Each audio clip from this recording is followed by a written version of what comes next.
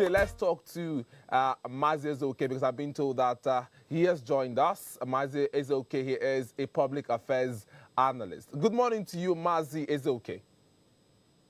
Yeah, good morning, Ken. Thank you for having me this morning. Okay. Hope everyone is fine. Okay. Quickly, let's look at the issues, please. Now, following the Lekki shooting on Tuesday, that has been seen as many as a Black Wednesday.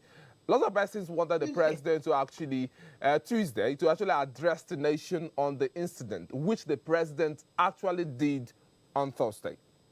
But before we really dive into the conversation, please, let's take a listen to Mr. President's speech. Okay, welcome back. That was Mr. President as he addressed the nation on Thursday. But quickly, let's talk to Mazi Ezeoke now. Hello, Mazi. Yes, hello, Ken. Okay, now some Nigerians, after watching or listening to that broadcast, criticized Buhari for snubbing Lekki shooting. And of course, they're also saying that NSAS protesters and also the SANs insisted that the speech lacks empathy, emotion, short of expectation. Some even say the Lekki shooting was omitted. Now, my question is, are there realistic things in that claims, or is that just their mere in perception? Well, being fair here, the president mentioned that lives were lost, and those lives could have been lost anywhere. Those could have been in Port Harcourt. Those could have been in Anambra State or some areas in Lagos.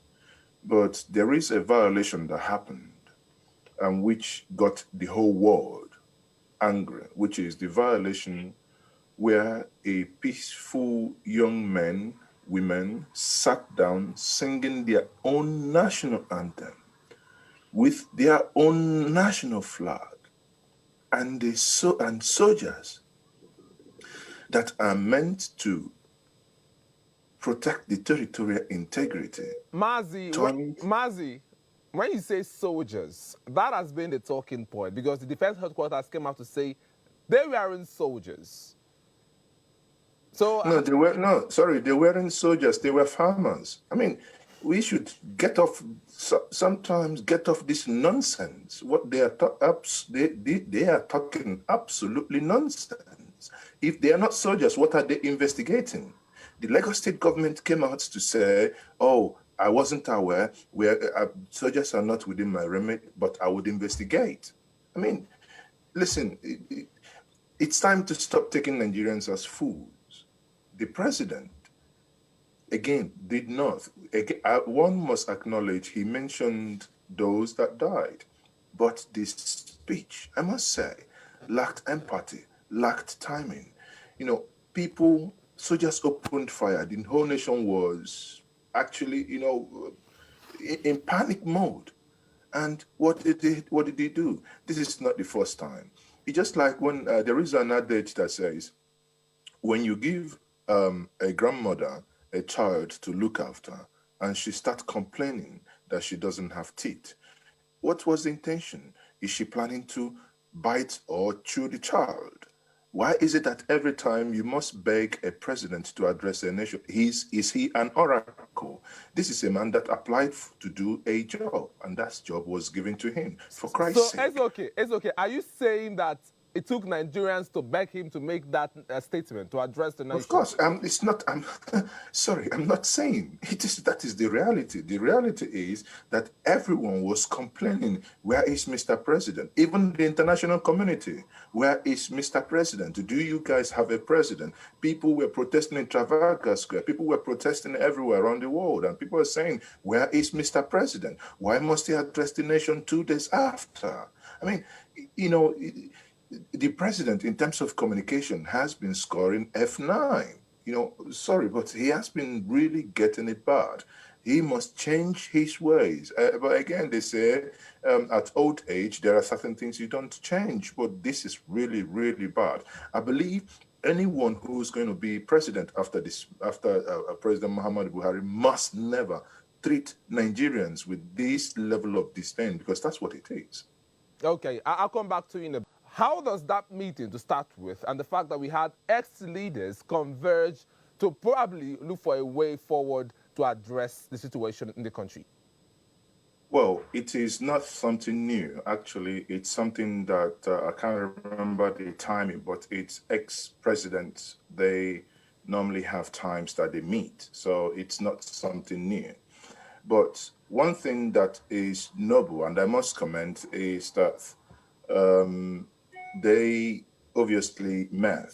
And one of the things I think I got out of what was happening or what happened yesterday, that where the president was kind of trying to justify or rather say that these, people are ill-informed.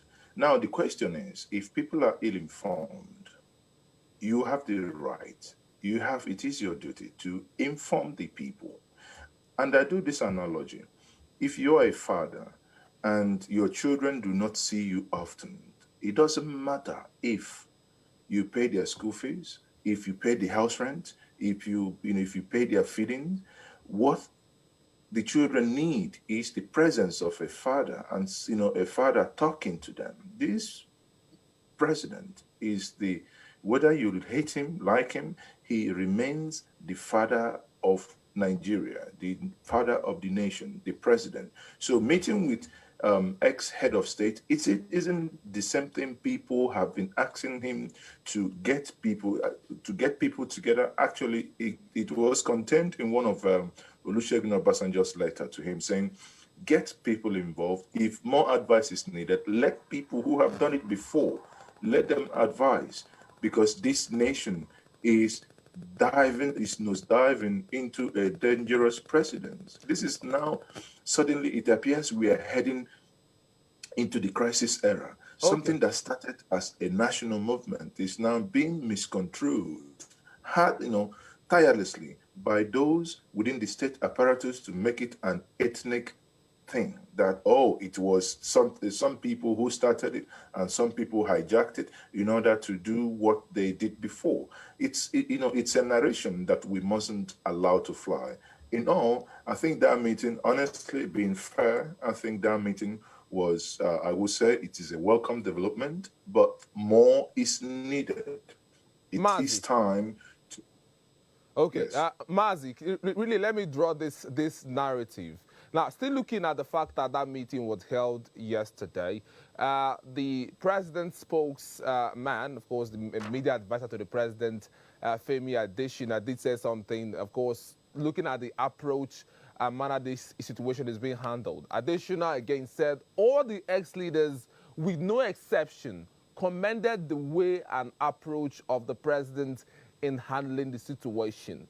And now my question is, what do you make out of that statement? And how does it come to you, knowing that Nigerians seem not to be okay with the way the president is handling the situation, but the ex-leaders, even the former president in that meeting yesterday, according to Femi Adesina, said no ex-leader, with no exception, they all commended the way and manner or approach the president is handling the situation. You see, I think what is happening is psychological. You criticize something to a point where, it's just like someone who is in prison, you're being stabbed. Suddenly, someone comes out and gives you what actually you're very thirsty. Somebody gives you like 100 milliliter of water. You're going to be thankful. Now, if in actual sense, what you might need is about 2 liters, but at least you're going to be thankful. Of course, what do you want them to do? Sit in a meeting and tell him, "Oh, Mr. President, you didn't do right." I mean, they're just being political. Now, why is Femi Adesina amplifying the same? Just like my sister Anki Obrika said before, when Obasanjo and all the rest were saying, even the last time I think IBB made a comment, when they were all saying, please do something, the nation, the ethnic divide, the ethnic divide is widening. Why don't you do something? So why did they ignore those ones? You see, this is media campaign. In media campaign, they are looking at something that is favorable to amplify. I mean, I give it to them. Anyone will do that, myself included. So if you see anytime you have leverage on something, you amplify. So for me, the statement is nothing but an amplification of what happened. You and I weren't in that meeting. We don't know the exact words that were used. All we were told that they had a virtual meeting. That virtual meeting was not televised. Okay, so it's just like this interview that is being televised, but anything we spoke at the back room, I can come out there and be smiling and tell everybody something else. So for me, that statement absolutely means nothing to me. The reality is we are 200 million people in this country. The way our affairs is being managed is not good enough. There is room for improvement, and that room is so wide. Okay, I'm being told that we have less than 4 minutes to wrap things up here, but quickly let's talk to Uncle Briggs now. Let's look at one of the issues that was raised in that meeting, according to a statement from Femi Adesina, because he released a statement after the meeting yesterday, and I will read out some of the issues raised by the ex-leaders. They stressed the importance of respecting the fundamental rights of citizens, including peaceful protests as enshrined in the Constitution, are bent on their demands being met. And of course, some governors have said they should dialogue with the government and leave the street. So on the way forward, the possible way forward, Mazi Ezeoke, what would be your recommendation? I think, honestly, I am now addressing the Nigerian youth. People, we collectively, the young that that is leading this protest, and the older ones, we've collectively have made a point. Please, it is my plea now that it's time to vacate the street. But in vacating the street, I would suggest that we do what I call the countdown. We give 90 days and start counting down every day. Every single person tweets, retweets, counting down on the government, asking them what is happening. So 90 days means 3 months. Then we come back 3 months to re-engage.